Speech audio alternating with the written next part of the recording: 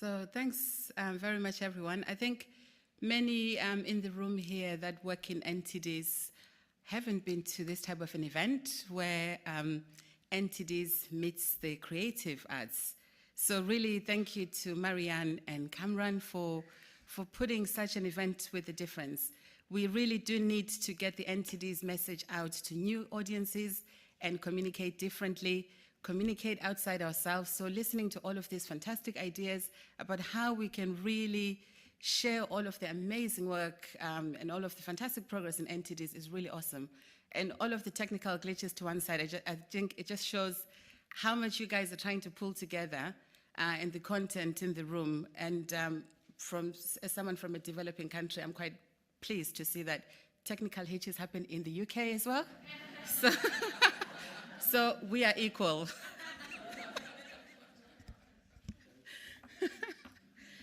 So, as Cameron said, my name is Thoko Pooley. I work for the Support Centre for Uniting to Combat NTDs.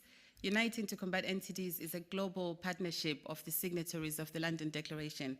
So it really is one of the biggest global partnerships. So I'm going to talk to you about why we love scorecards. So when we saw this program, we thought, oh, this is all about the creative industry. What are we going to talk about?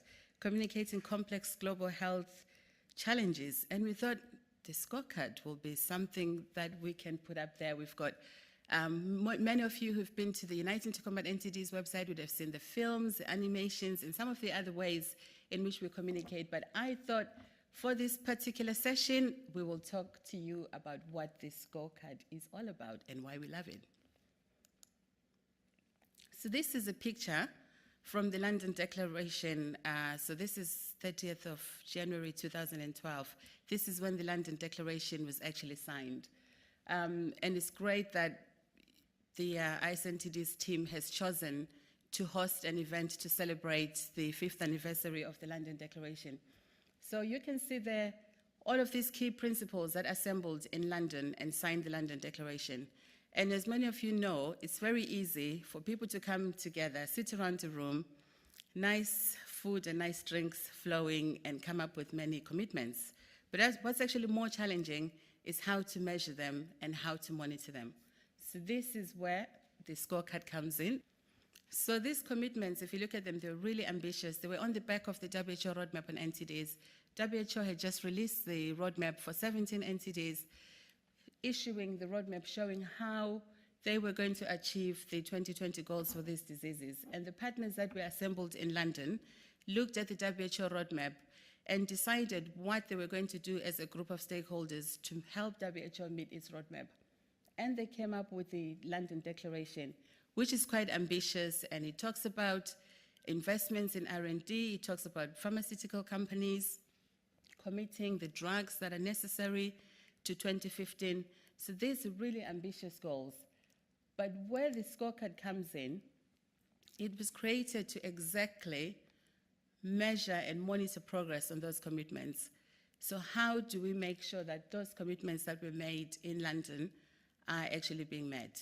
So this was the purpose of the scorecard, and this has been produced since the London Declaration in 2012. We're now up to the 4th scorecard. So those who've been following, we produced the 4th scorecard in May 2015, and we due to produce the 5th one in 2016 in October.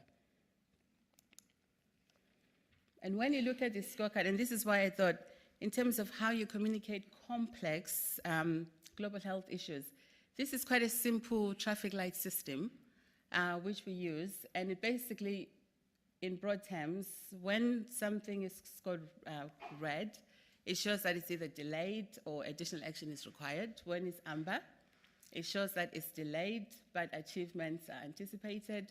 And when it's green, it means that the goals or the targets have been achieved. There have only been minor delays. So this is quite a top-line scorecard when you're engaging with global leaders and global partners. At a glance, they can see how we're progressing towards the London Declaration goals.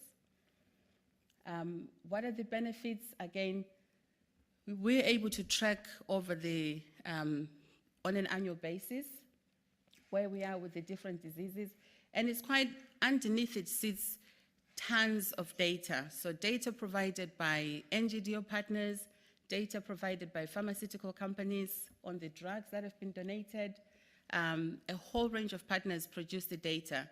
And the Stakeholders Working Group of Uniting sit through a painful meeting to look through all of the data and assess it, and then make a judgment on what the data is telling us with regards to progress against each of the targets. So there are indicators, there are milestones, which the community responsible for each of the areas in the scorecard puts together, and that's monitored. So it's quite a complex system of data analysis, but that data, miles and miles of it, if I think you put it down and lay it down on the floor, all of it is analyzed and then synthesized into a very simple scorecard, which can give you at a glance a measure of the progress that has been achieved. So these are the 4 that we have produced so far, which are all on our website. We are continuing to refine the scorecard. So as you can see, over the years, we have refined the scorecard in response to the users and the partners who are using the scorecard. We listen to feedback. For example, one of the things, when we produced the first scorecard, partners were really hesitant about what a red score meant. And some were up in arms about the red score being a judgment on the particular community. But actually, more explanations and emphasis in the actual scorecard about what the different scores mean, a call to action where additional attention is needed.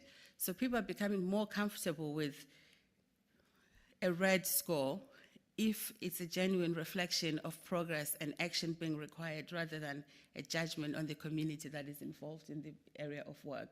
So at the moment, we're working with the partners to look at the indicators and the milestones, to refine the indicators, to make sure that there are consistencies across the different diseases, given that the ownership for the milestones and indicators lie with the different communities.